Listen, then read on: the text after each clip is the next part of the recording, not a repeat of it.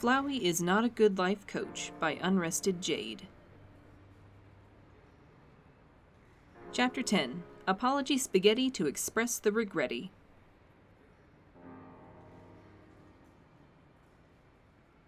Papyrus spent the next 2 days, all of the next 2 days, traipsing all over the underground collecting reports for Undyne. He was sure there wasn't normally this much footwork involved, or she'd never do anything else.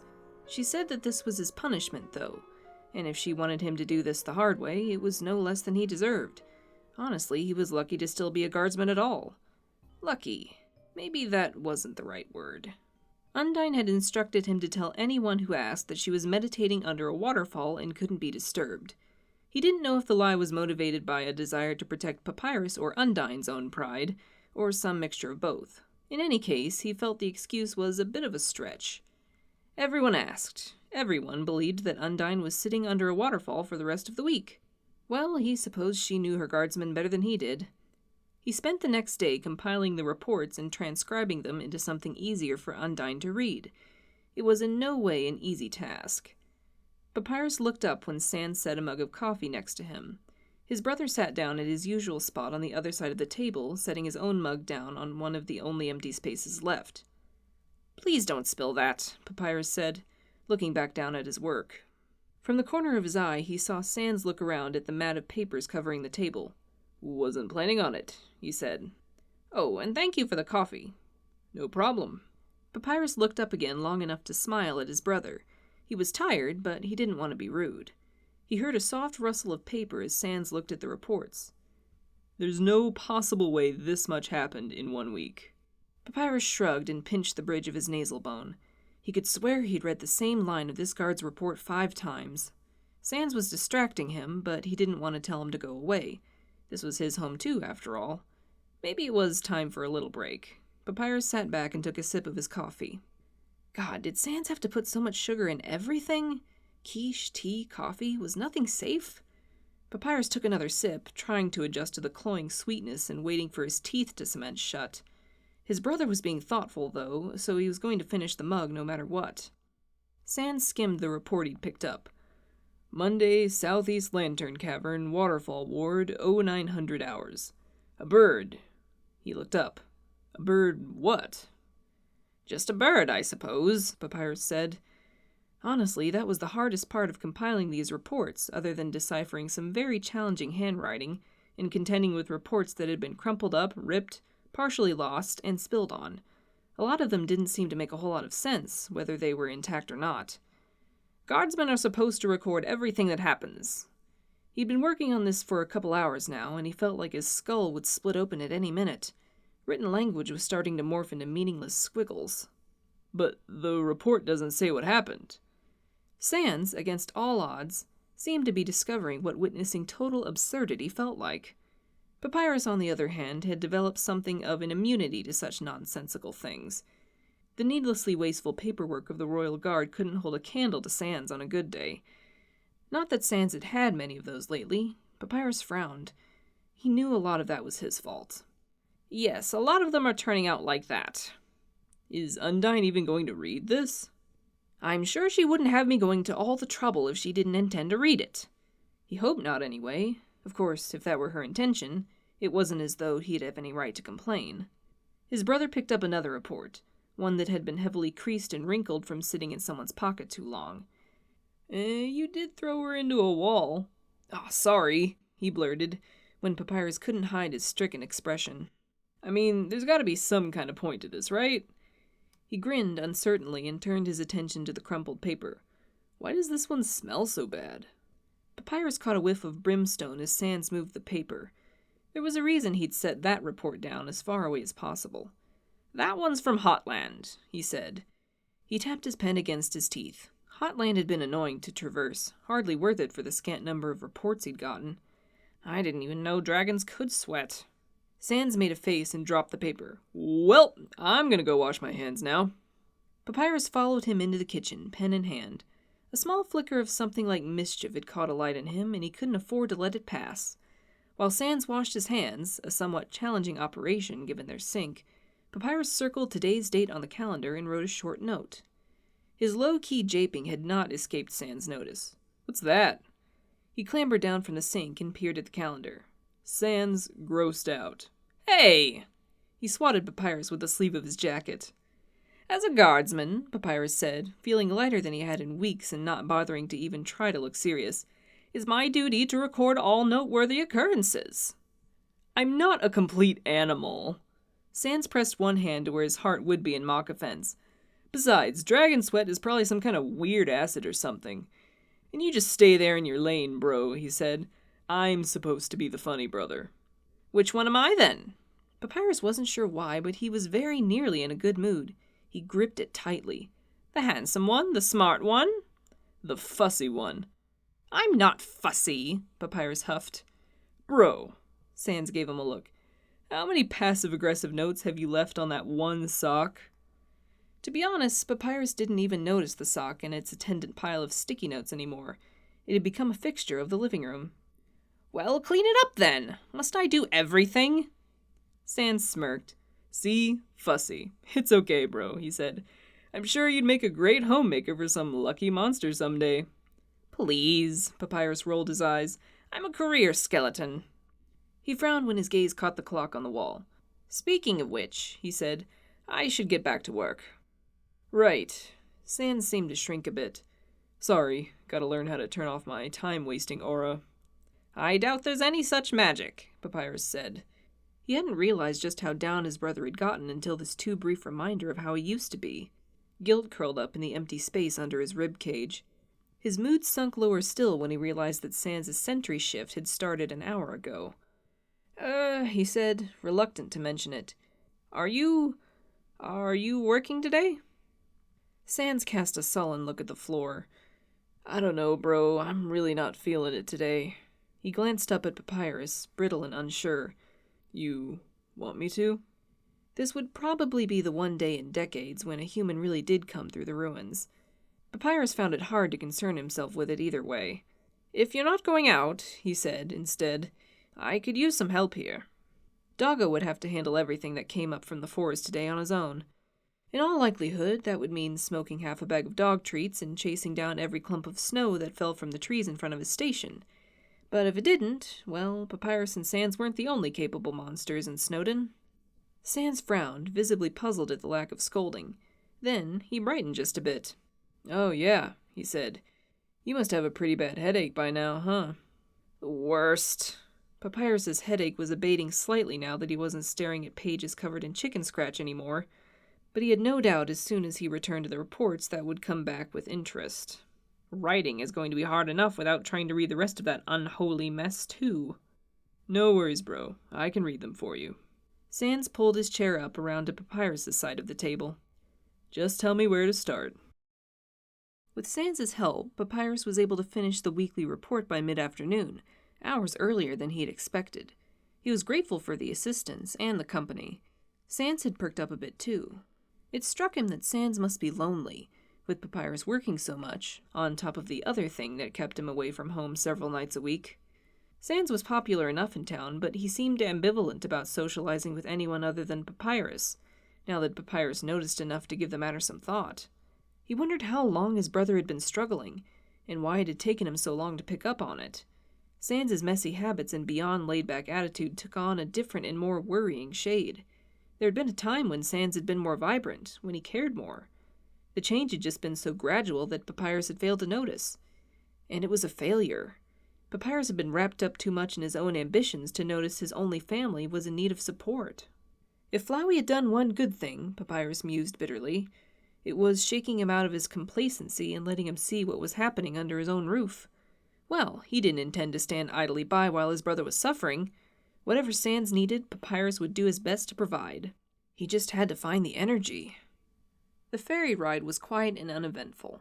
At the waterfall stop, Papyrus paid his fare and made his way into the cave system that made up Undyne's neighborhood, careful not to let any water drip onto the neat bundle of papers or the covered dish he carried. In hindsight, it hadn't made sense to expect that Undyne would be home alone. She was still confined to bed, after all, and someone had to make sure she stayed there. But the stout reptile woman who answered the door came as a surprise. Hello? The woman said, sounding as if she weren't quite sure that was the proper thing to say and deftly avoiding any chance of eye contact. Papyrus gave up on trying to catch her eyes. Ah, yes, hello. This visit was uncomfortable enough, and this woman's intense awkwardness was infectious. I'm here to deliver the weekly report, and this, he said, holding out the dish. Apology spaghetti. It was made with love and remorse. He'd smashed the tomatoes extra hard, and the garlic bulb had been rendered into a smooth paste by the time he was finished with it. The woman took the dish from him and stood aside to let him in. That's nice. It certainly smells...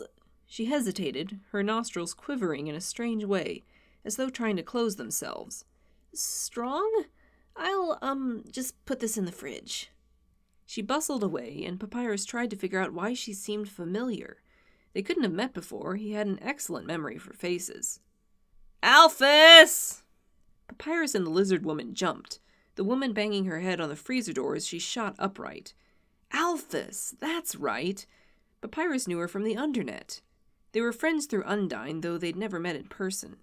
She didn't post pictures of herself often, and when she did, they were often so heavily filtered he hadn't made the connection right away.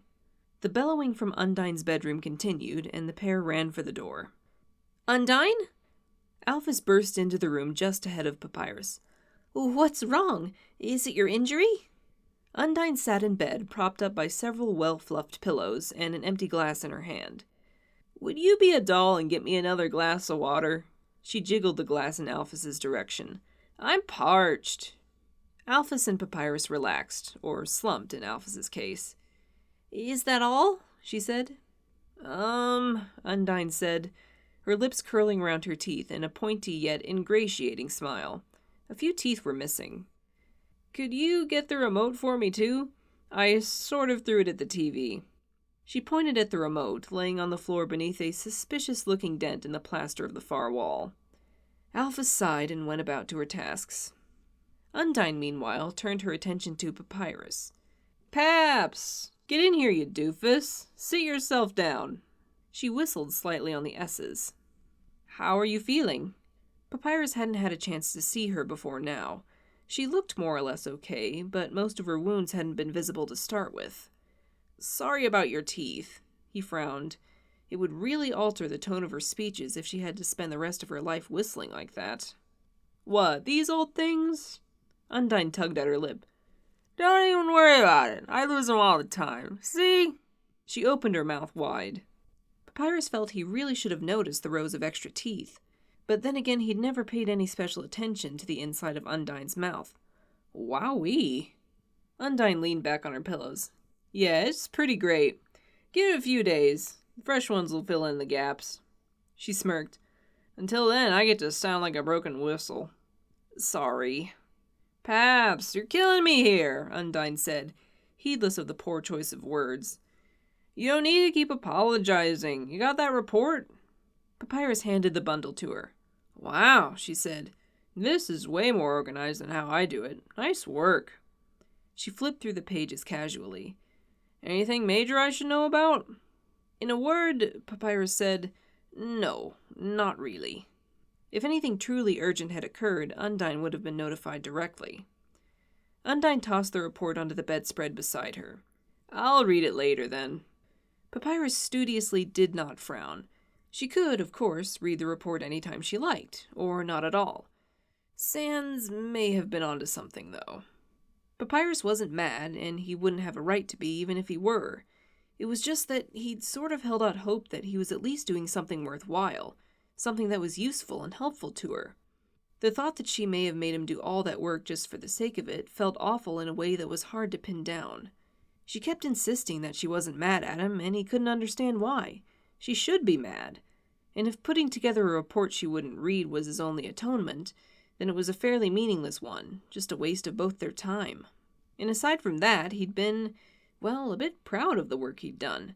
It had been tedious and difficult, and possibly pointless, but he'd done his best. He did his best not to think about it. Undyne had been cooped up in bed for a long time and was dangerously bored. They chatted for an hour or so about this and that. Undyne had done nothing but watch television for the past couple of days and caught Papyrus up on the latest happenings, which didn't take long. Every day was a slow news day in the underground. He entertained her with gossip he'd picked up from the rest of the guardsmen. As normal as she tried to act, Undyne was still recovering, and eventually dozed off. Papyrus left her to her nap. Alphys was seated at the kitchen table, browsing on her phone. She looked tired. Papyrus didn't know if he really felt like staying, but she was being very kind by looking after Undyne today, and there were dishes in the sink, and this was the first time they met IRL. It would be rude just to leave without acknowledging her. He put the kettle on. It seemed like the thing to do. "You're Dr. Alphys, right? Sorry," he said, when she jumped in her seat. "I didn't mean to startle you." Alphys's cheeks shaded pink for a moment while she composed herself. "No, that's quite all right," she said. I was spacing out." There was a gap. "Oh," Alphys said, blushing again. "Yes, I'm Dr. Alphys.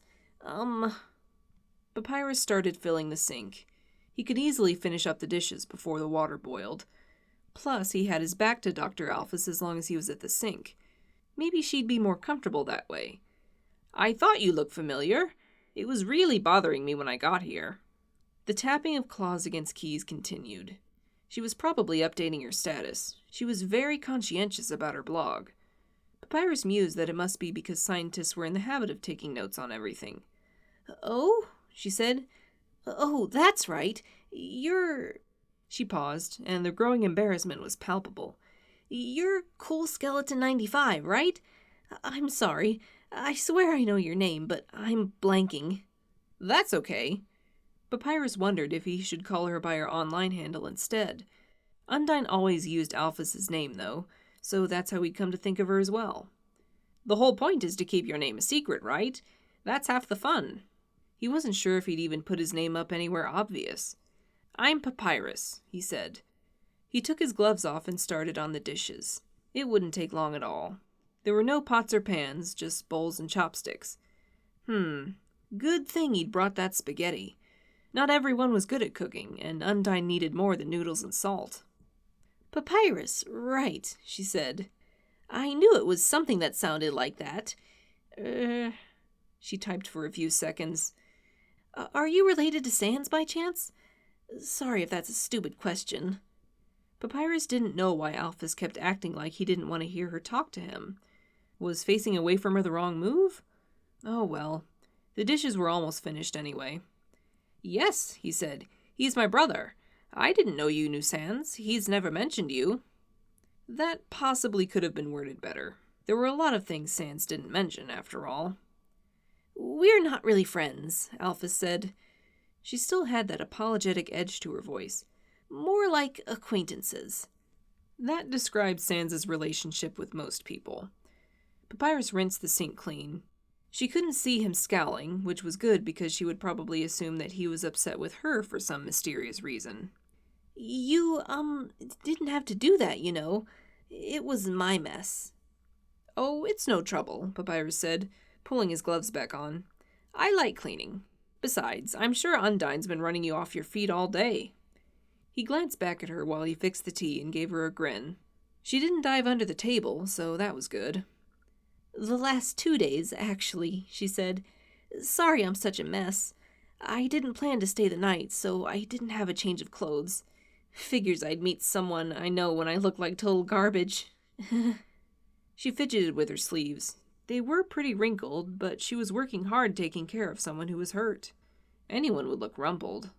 Papyrus still wasn't sure if even she wanted him to stay, but it would be weird to make tea without drinking it, so he brought both mugs over and sat across from her. "Thanks," she said. Papyrus smiled. "You're welcome. I hope green is okay. I see it on your desk a lot when you post pictures, so..." "Yeah, it's my favorite." Alphys tried for a smile, too. It wasn't a bad effort. A few teeth slipped out of hiding as her lips curled up. "You're, really observant." "I just remember things about people," Papyrus said. He actually put a lot of work into learning about the people he met, but that could come across as somewhat off-putting, he'd noticed. Alphys blew on her tea to cool it. "I can't even remember people's names." "Oh, I hope you don't think I was criticizing you." This wasn't going so well. Alphys was a lot more relaxed online. He couldn't figure out why she was so awkward around him now. "You're a very busy person, after all. Got a lot of important science to worry about." He wasn't entirely sure what she actually did as the royal scientist, but he was sure it was very important and complicated. Alphys made another attempt at a smile. It was a little better. Papyrus tapped his fingertips against the table. "So," he said, "how has Undyne been holding up? Until now, I hadn't seen her since... well, since..." He curled his hands around his mug, letting the heat seep into his hands. But that reminded him of other, less pleasant warm, wet, bloody, things he'd touched in recent days, so he let it go. Alphys's features settled into the worried frown that was her natural expression. "Oh, well," she said, "Undyne is really tough. She's mostly been sleeping and eating, and yelling." She scowled briefly, but with more fondness than irritation. "Gerson says that's good. There was an uncomfortably long pause while Alphys seemed to debate something with herself. Very, very hesitantly, she reached out and gave Papyrus the shortest, lightest pat on his hand. It felt like being comforted by a particularly skittish whimsum. "You, really shouldn't beat yourself up about it," she said, mumbling into her mug of tea. "She's going to be okay, and it's not like you meant to, It really doesn't matter if I meant to or not. I still hurt her. Undyne would have been dead either way, if things had gone even slightly worse." Alphys went a little pale at that. Papyrus was starting to expect odd reactions from her, so he didn't dwell on it. "It would have mattered to me," she said, stuttering only slightly.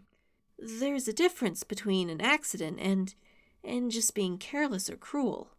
There has to be." Papyrus didn't want to argue when she sounded so earnest, so he just sipped his tea. He wanted to go home. Sans would be there, and they could watch TV or talk about cars, and he could stop thinking about all this for a few hours. Hopefully. "You, haven't been online much lately," Alphys said, surprising him by talking without being prompted. Before this, even. I was kind of getting worried, to be honest." "Oh, no. I've just been too busy," Papyrus said. He didn't need yet another person poking at him. Alphys was very cool and nice, and he didn't want to get her into any kind of trouble. "Working a lot." "Oh, I understand." Alphys drew designs in the small tea spill with her claw. "If you get too stressed out, well," she said, "I know you're up late a lot, so I just wanted to say I pretty much live in front of my computer. If you ever need to vent or something, you can always message me, even if it's something stupid. I don't mind." She was getting red again. "I hope that's not too weird." "No, that's really nice of you. I'll remember that." Papyrus chugged the rest of his tea. He needed to leave before he got too emotional. "I really should get home before Sans decides to make ketchup surprise for dinner again." Alphys blinked. "Ketchup surprise?" Papyrus sighed. "It's ketchup, in a bowl. That's the surprise." She actually laughed at that, a short giggle snort that she forced down immediately. Papyrus couldn't help smiling to himself. Making Alphys laugh felt like something of an accomplishment, one that he could take some pride in. He stood and carried his mug to the sink. Alphys stood up too. "Oh, I can wash these," she said. "You cleaned everything else." "Thanks," Papyrus said. "And thanks for looking after Undyne." "I don't mind." Alphys smiled again, almost believable this time. "She's always looking after me, so it's actually kind of nice to be able to do this for her." Papyrus wanted to hug her for that, but she might not like that very much. "You're really cool," he said instead. She flushed and stammered something he couldn't make out. A hug definitely would have been too much for her. "Take care of yourself too, though. Eat some real food. All you have to do is heat it up, so there's no excuse." For some reason, she was back to avoiding eye contact. I thought that was for Undyne." If he didn't know better, Papyrus would think she was trying to avoid trying his spaghetti. Knowing Alphys, though, she was probably just trying to save it all for Undyne. She was very nice. "Nonsense," Papyrus said. "I made plenty." "Oh, good." Papyrus felt a little better knowing that he'd at least provided the two of them with a healthy meal. Better than instant noodles, anyway. Undyne needed vitamins and things if she was going to get her strength back. And who knew the last time alphas had eaten anything fresh? Maybe he'd bring more food by tomorrow, too. He'd bet they'd like that.